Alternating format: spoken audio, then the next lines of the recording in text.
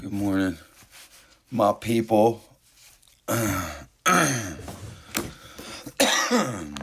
Old San Fran couldn't do it. But that's all right. We can. We can stay clean. Stay off the motherfucking needle. February 12th, living in the moment. We regretted the past, dreaded the future. We weren't too thrilled about the present.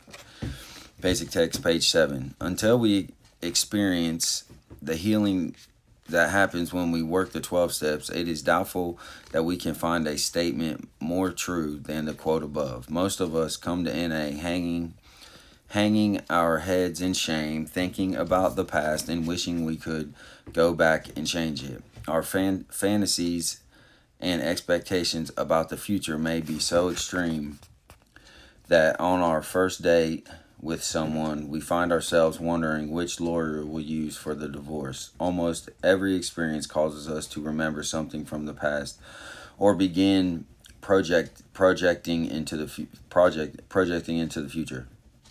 I can't talk this morning. At first, it is difficult to stay in the moment. It seems as though our minds won't stop. We have had a hard time just enjoying ourselves. Each time we realize that our thoughts are not focused on what's happening right now, we can pray and ask a loving God to help us get out of ourselves. If we regret the past, we make amends by living differently today. If we dread the future, we work on living responsibly today. When we work the steps and pray each time, we discover we're not living in the present. We'll notice that, when we work the steps and pray each time, we discover we're not living in the present. We'll notice that those times aren't occurring as often as they used to. Our faith will help us just live for today. We'll have hours, even days, when our full attention is focused on the current moment in time, not the regrettable past or fearful future. Just for today, when I live fully in each moment, I open myself to joys that might otherwise escape me. If I am having trouble, I will ask a loving God to help me. Man, that is so funny because this morning when I got up and prayed, I kind of prayed about that. It's just about, staying in today, not thinking about the things from the past that have hurt me, and because, man, I get wrapped up on, things from the past, man, things that don't even matter today, and I definitely have, some resentments with people, and, I don't want to, continue living in that, so I don't know why, man. I get wrapped up with people that lie, and it drives me crazy. And I found myself going through some things with some people, and it's just like they don't have no problem telling me a lie, and I express to them, that I don't like liars, and I don't like dealing with people that lie. But really, at the end of the day, it's me, man, and I just gotta, cut that stuff off and not deal with it, because I don't have to deal with it, right? I don't like that fake phony shit. I just don't like it. So, man, I just try to, I keep it hot, man, and I gotta stay, focused on me, stay focused on, what I'm doing to better myself, and to stay clean, because, man, I get so hung up on that stuff, but I don't know. I don't know why, you know what I'm saying? But I heard this girl share Saturday morning. She's actually my ex-girlfriend, but, she shared some stuff, about her life and how she was feeling or whatever. And it's just, it just, for whatever reason, it just reminded me, that we all go through different things, and what's hard for me may be easy for you. What's easy for me may be hard for you, but we all have like that common bond of addiction, and a lot of us have pain and trauma from the past, and And we're just in here doing the best we can, and certain things set people off on different paths. So I don't know why. I just when she was sharing it just reminded me you know of that. But surrender and tradition one. Surrender to the first tradition brings us to understanding that we are part of something much greater than ourselves. Guiding principles, tradition one, spiritual principles. We've heard the 12 traditions read aloud the first several times, maybe even the first 1,000 times. The first tradition sounded like some sort of recovery jargon to our newcomer ears. Am I supposed to put NA's common welfare ahead of my own? Really? To many of us, common welfare was a new concept because we'd consistently been self-obsessed in our disease. We hadn't thought of ourselves as part of any whole, and that was fine with us. During our first days clean, the NA Fellowship's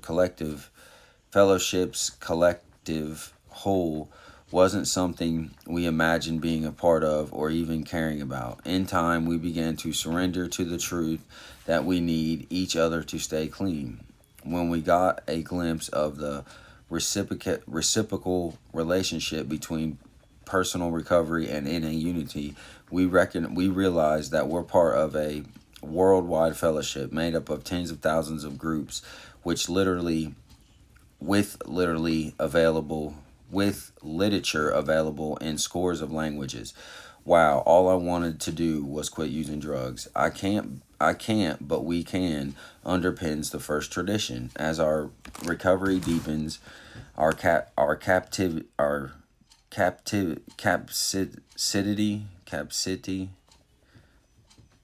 to surrender to the principle of unity evolves and becomes more fluid. Surrendering to the needs of the group takes precedent over our desires to get our way at whatever cost. Many of us who struggle with the idea of God working in our lives can surrender to the idea that the power of the group supports us. We begin to understand how our investment in something greater than ourselves through service improves our lives and increases our feelings of self-worth. And something as basic as seeing a key tag and its clean and serene message etched in an unfamiliar language becomes awing and inspiring to us. As I continue to surrender in my recovery, I will take a moment to embrace the uncomplicit idea that I'm part of NA. Just as NA is a part of me, I'll say a prayer for an addict who lives thousands of miles away from me as a way to honor and practice tradition one. Yeah, so I mean, yeah, we're definitely a part of something much greater than us, and it works. It's been proven over millions of lives that it works, man. People put drugs down and it stops working. It doesn't matter, where you live, where you're from. There's drugs and addiction everywhere, and even all the fellowships that break off of everything come from AA. You know what I'm saying? Like those 12 steps have been applied in so many different groups. They've just changed the wording a little bit, but the principles behind it all are all the same. They're the 12 steps are amazing, and they work, man. And so I definitely recommend it. NA's worked for me. I don't think that this is the only way to recover. I think you better find something that works for you. That way you can get up out your misery and get, not be a slave to drugs, and a slave to that lifestyle, because that's it, man. They're just, man, if you've been doing drugs for any amount of time, you've done it all. There ain't nothing else. That's it. It's a vicious cycle. Take or be taken from, get or be gotten. So, but today's Monday. Gonna have a good day. I love Mondays. I hope all y'all have a good Monday. I'm gonna work on letting the past be and moving forward, man. That's gonna be my little focus this week. But man, I love you guys.